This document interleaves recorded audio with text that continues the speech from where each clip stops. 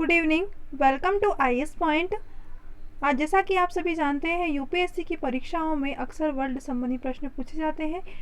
हमारा जो सेक्शन रहता है वो आपका इंपॉर्टेंट प्रश्न कहा रहता है, जिसमें हम डेली 10 प्रश्नों को विस्तार के साथ देखते हैं। अगर किसी प्रश्न में आपको कोई भी डिफ़िकल्टी होती है तो वो आप हमसे कमेंट सेक्शन में पूछ सकते हैं। इससे पहले प्रश्नों की शुरुआत करने से हम आपको पहले बता दें कि जो यूपीएसआई महासंग्राम 2021 है, यह नोट्स आपको यूपीएसआई के सिलेबस पर आधारित है, जिसमें आपको 149 रुपये में दिया जा रहा है। सिलेबस में जितने भी टॉपिक है सभी के सभी कवर किए गए। लगभग 250 पीडीएफ है, जो कि आपके जो टॉपिक सिलेबस में टॉपिक पूछे गए हैं उसी के अकॉर्डिंग बनाया गया है, जिसमें सामान्य हिंदी, मूलविधि, सामान्य अध्ययन यानी कि संपूर्ण जीएस, उत्तर प्रदेश विशेष, गणित, तर्क परीक्षण यानी कि रीजनिंग, कंप्यूटर और प्रमुख संस्थाओं जैसे जो कई महत्वपूर्ण टॉपिक है सभी के सभी कवर किए गए हैं। नोट्स प्राप्त करने के लिए आप इस नंबर पर व्हाट्सएप कर सकते हैं, और अगर और अधिक जानकारी प्राप्त करना चाहते हैं तो आप इसी नंबर पर कॉल भी कर सकते हैं। धन्यवाद। चलते हैं हमारे प्रश्नों की ओर। प्रश्न नंबर पहला है, निम्नलिखित में से कौन सा जोड़ा सही है? ऑप्शन है आपके पास असम, ईटानगर, अरुणाचल प्रदेश, गुवाहाटी, त्रिपुरा, अगरतला, नागालैंड, शिलोंग। आपको बता दें कि पहला, दूसरा और चौथा ये ऑप्शन क्या है, गलत है, परंतु ऑप्शन नंबर जो सी है यानी कि त्रिपुरा जो कि अगरतला, यह आपका ऑप्शन नंबर सी सही है। बाकी के बारे में देखेंगे हम। जैसा कि आप जानते हैं, असम की राजधानी क्या है, दिसपुर, अरुणाचल प्रदेश की राजधानी क्या है, ईटानगर, नागालैंड की राजधानी कोहिमा तथा त्रिपुरा की राजधानी अगरतला है, अतः उसी विकल्प आपका सही है। असम की राजधानी दिसपुर, अरुणाचल प्रदेश, ईटानगर, नागालैंड, कोहिमा और त्रिपुरा की राजधानी अगरतला। अगले प्रश्न की ओर चलते हैं। केरल के तट को कहा जाता है? ऑप्शन आपके पास कोकर्ण तट, मालाबार तट, कोरोमंडल तट या फिर केनास तट। आपको बता दें कि जो केरल का तट है इसे कहा जाता है मालाबार का तट। मालाबार का तट जो है इसे ही केरल का तट कहा जाता है। आइए देखते हैं। आंध्र प्रदेश और तमिलनाडु के तटीय भूभाग को कोरोमंडल तट कहते हैं। आंध्र प्रदेश और जो तमिलनाडु है इसका जो तटीय भाग है इसे क्या कहा जाता है, कोरोमंडल। जबकि जो पश्चिम में केरल का तट को क्या कहा जाता है, मालाबार का तट कहा जाता है। दो चीज़ आपकी याद हो गई है, एक तो हो गया कि जो आंध्र प्रदेश और तमिलनाडु का तटीय भूभाग है इसे कोरोमंडल, और जो पश्चिम के केरल का तट का भाग है उसे मालाबार तट कहा जाता है। अगले प्रश्न की ओर चलते हैं। अगला प्रश्न है, जोजिला दर्रा जोड़ता है? ऑप्शन आपके पास श्रीनगर और लेह को, अरुणाचल प्रदेश और तिब्बत को, चंबा और स्पीति को या फिर कलिम्पोंग और लहासा को। आपको बता दें जोजिला दर्रा है यह श्रीनगर और लेह को जोड़ता है, यानी कि आपका ऑप्शन नंबर ए सही है। आइए देखते हैं। जम्मू और कश्मीर में अवस्थित जोजिला दर्रा श्रीनगर और लेह को जोड़ता है, जैसा कि आपने प्रश्न और ऑप्शन में देखा। अगले प्रश्न की ओर चलते हैं। अगला है, प्राकृतिक मार्ग उपलब्ध कराने वाले पर्वत के किसी अंतराल यानी कि गैप को निम्नलिखित में से क्या कहा जाता है? जो प्रकृति मार्ग को उपलब्ध कराने के जो पर्वत के जो किसी का अंतर होता है यानी कि गैप होता है उन्हें क्या कहा जाता है? ऑप्शन है आपके पास घाटी, राजमार्ग, दर्रा या फिर पर्वतीय भूभाग। आप सभी जानते हैं इसका सही जवाब क्या होगा, दर्रा। उसे क्या कहा जाता है, दर्रा। जो प्राकृतिक मार्ग में उपलब्ध कराने के लिए पर्वत होते हैं ना, जो कि एक जिनके बीच में गैप होती है उसे क्या कहा जाता है, उसे दर्रा कहा जाता है, यानी कि आपका ऑप्शन नंबर सी सही होगा। आइए देखते हैं। जैसा कि आपने देखा, प्रकृति मार्ग उपलब्ध कराने वाले पर्वत के किसी अंतराल को दर्रा कहा जाता है। मैं आपको पहले बता दूं, जो प्रश्न आपके लिए इंपॉर्टेंट होगा मैं उसको अत्यधिक डिटेल में बताऊंगी, बाकी जो ज़्यादा जानकारी के लिए नहीं है वो सिर्फ हम शॉर्ट में ही पढ़ेंगे। अगले प्रश्न की ओर चलते हैं। भारत में गेहूं की निम्न जातियों में से किसकी खेती की जा रही है? ऑप्शन है आपके पास इम्बेस गेहूँ, ब्रेड गेहूँ, क्लब गेहूँ या फिर डुमरू जो डुरुम गेहूँ है इसकी। तो आपको बता दें कि पांचवे का सही जवाब होगा आपका ऑप्शन नंबर बी, यानी कि ब्रेड गेहूँ की भारत में क्या की जाती है, खेती की जाती है। जो ब्रेड गेहूँ है वह भारत की में यह जाती है जिसकी क्या की जाती है, खेती। तो आपका ऑप्शन नंबर बी सही होगा। आइए देखते हैं।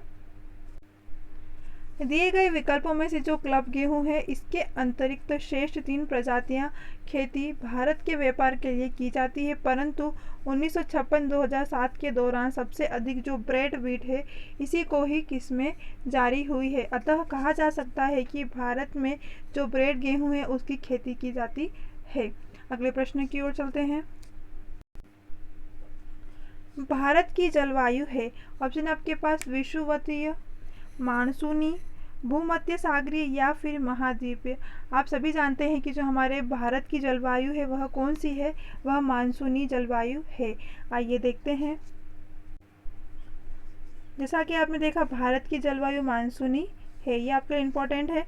यह ऋतु परिवर्तन के साथ वायु की दिशाओं में परिवर्तन करती है।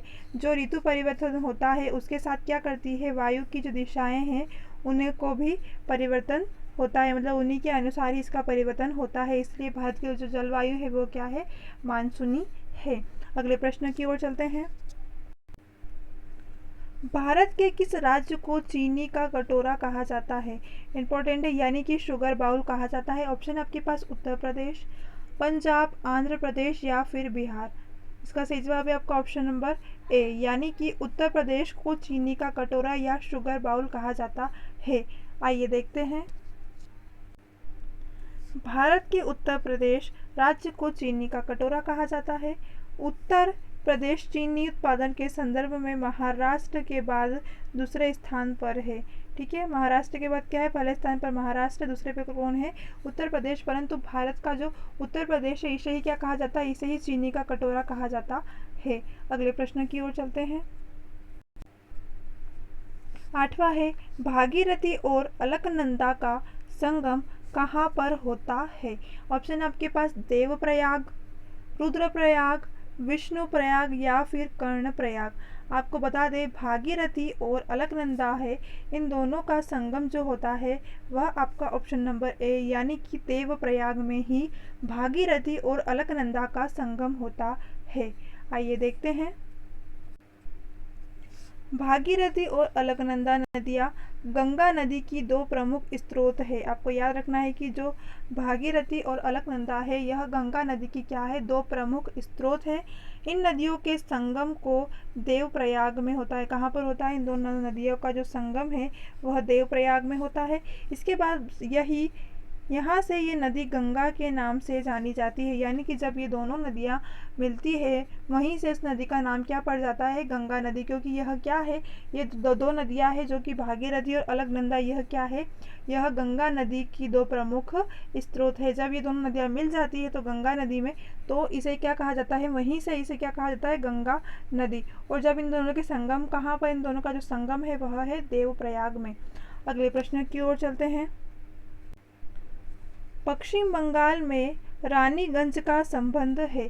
ऑप्शन आपके पास कोयला क्षेत्र से, लौह अयस्क से, मैग्नीज से या फिर कॉपर से। आपको बता दें कि जो पश्चिम बंगाल है इसमें जो रानीगंज का संबंध है, किसका, रानीगंज का संबंध है कोयले के क्षेत्र से। कोयला क्षेत्र से ही पश्चिम बंगाल का जो रानीगंज है इसका संबंध कोयले क्षेत्र से है। आइए देखते हैं। रानीगंज कोयला क्षेत्र पश्चिम बंगाल के जो बर्दवान है वहाँ तथा वीरभूमि जिले में स्थित है। कहाँ पर हैगा, बर्दवान तथा वीरभूमि जो जिला है वहाँ पर स्थित है।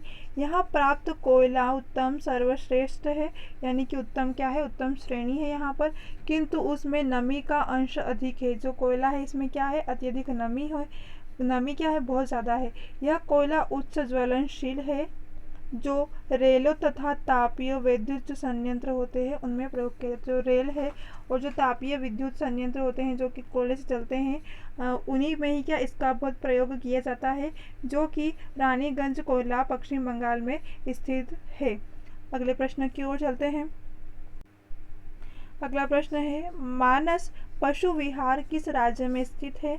आप सभी जानते हैं कि जो मानस पशु विहार है यह कहाँ स्थित है। पहले ऑप्शन देखेंगे हम, राजस्थान, असम, झारखंड या फिर छत्तीसगढ़। आपको बता दें कि मानस जो पशु विहार है यह आपका ऑप्शन नंबर बी, यानी कि असम में स्थित है। असम में ही मानव पशु विहार स्थित है। आइए देखते हैं। रणथंभौर राजस्थान राज्य के अवस्थित है, जबकि जो बांदीपुर है यह कर्नाटक में, मानस असम में, और जो कि सिमलीपाल है यह कहाँ पर है, उड़ीसा में स्थित है। आपको जो ऑप्शन दिए गए थे उसी के अनुसार राजस्थान में कौन सा, राजस्थान में हैगा रणथंभौर, और उसके बाद जो कि बांदीपुर यह कहाँ पर है, कर्नाटक में है, मानस में असम जो है, असम में क्या है, मानस है, और उड़ीसा में क्या हैगा, सिमलीपाल स्थित है। इस तरह आपके चारों पॉइंट क्या हो गए हैं, क्लियर। अगर किसी भी प्रश्न में आपको कोई भी डिफ़िकल्टी आई हो तो वह आप हमसे कमेंट सेक्शन में पूछ सकते हैं। इसके साथ साथ अगर आप कुछ भी जानकारी प्राप्त करना चाहते हैं तो वह भी आप हमें कमेंट सेक्शन में बता सकते हैं। चलिए मिलते हैं हमारी अगली क्लास में, तब तक के लिए आप सभी को बेस्ट ऑफ लक।